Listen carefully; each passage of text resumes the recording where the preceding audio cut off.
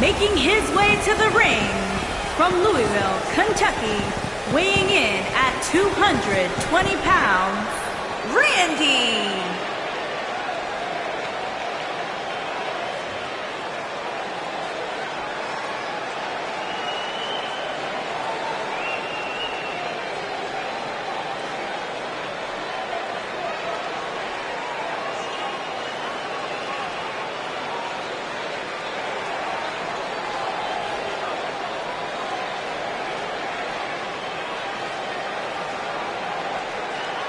Corey, what should we be on the lookout for here in this steel cage match? Cole, you can bet both of these superstars will be looking to use the cage to their advantage as much as possible here tonight.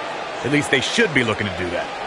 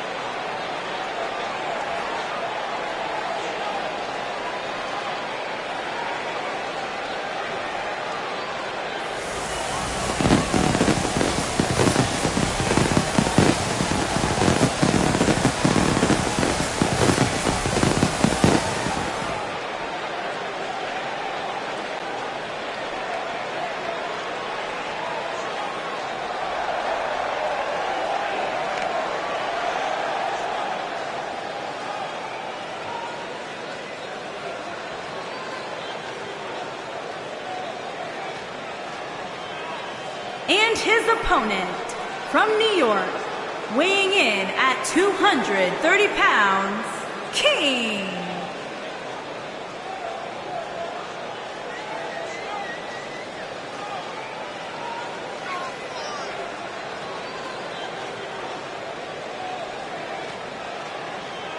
So much on the line here tonight in this steel cage match. You're absolutely right, Michael, and we're not just talking about wins and losses. The well-being of these superstars is also on the line here in this one.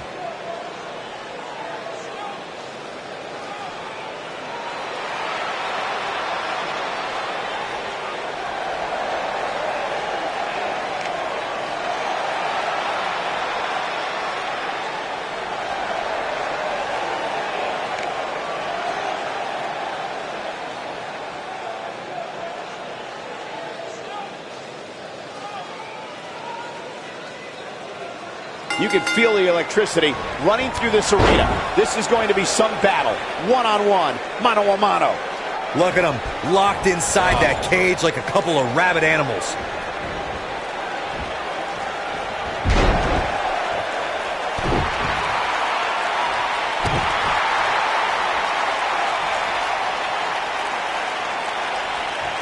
Powerbomb.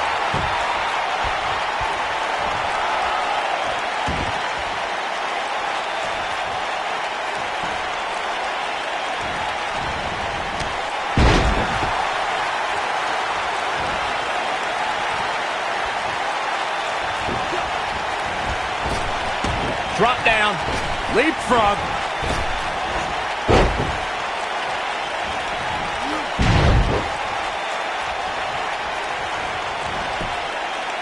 The steel cage is a massive enclosure that stands 15 feet in height.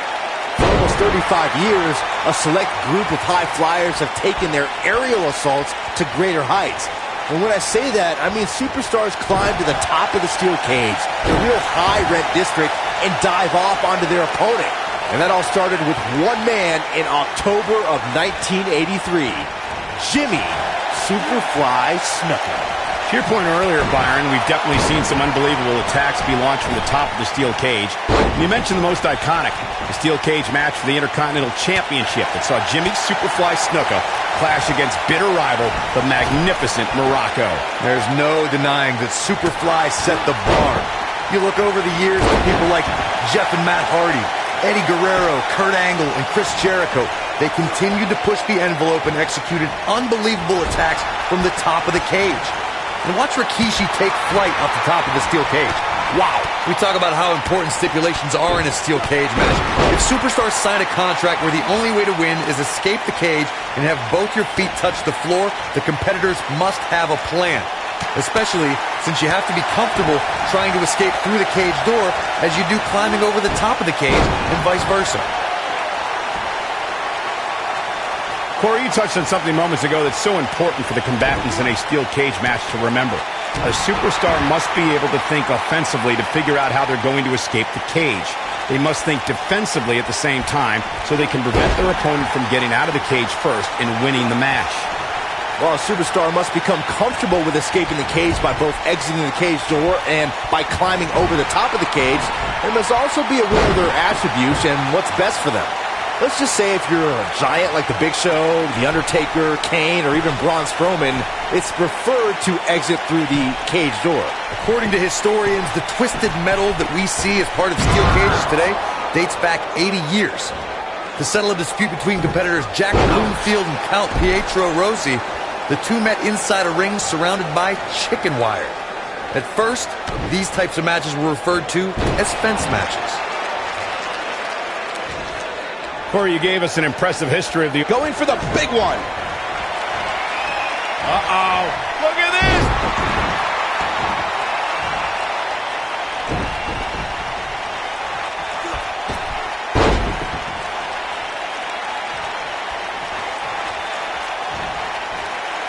A power bomb.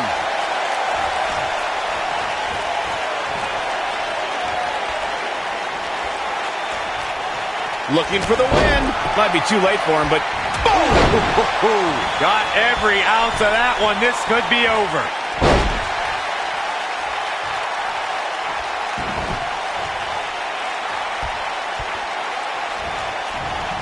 This is what makes him one of the best in the business. Uh-oh. Here we go. Here we go.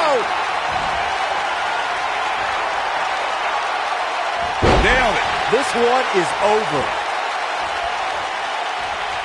We know what's coming here. Ooh, what impact. That's how you put an exclamation point on the end of a match, guys. Uh-oh, pump handle applied. What's coming next? Nelson driver. This one's over, guys. Did you guys feel that? Digging deep for a kick out. Wow. Oh, boy, he is rolling.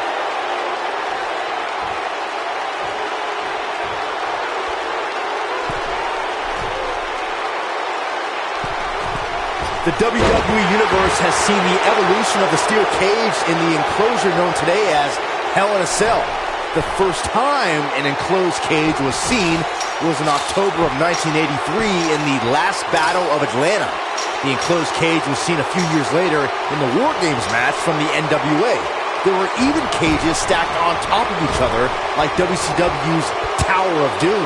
Bad move there. I don't know what made him think that was a good idea. Byron, when we talk about the progression of steel cage matches and the type of structures that have been spawned from them, I need to point out that some cages have been electrified. One was made from bamboo in the form of a Punjabi prison match.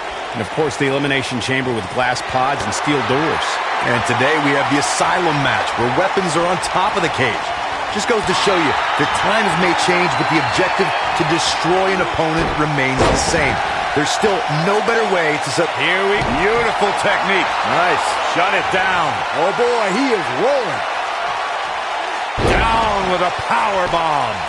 That might just be the final nail in the coffin. This might be it. Oh my.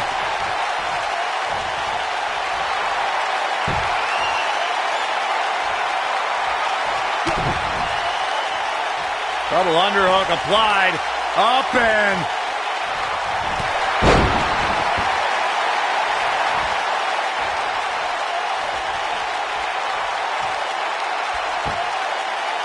Here we go a second time.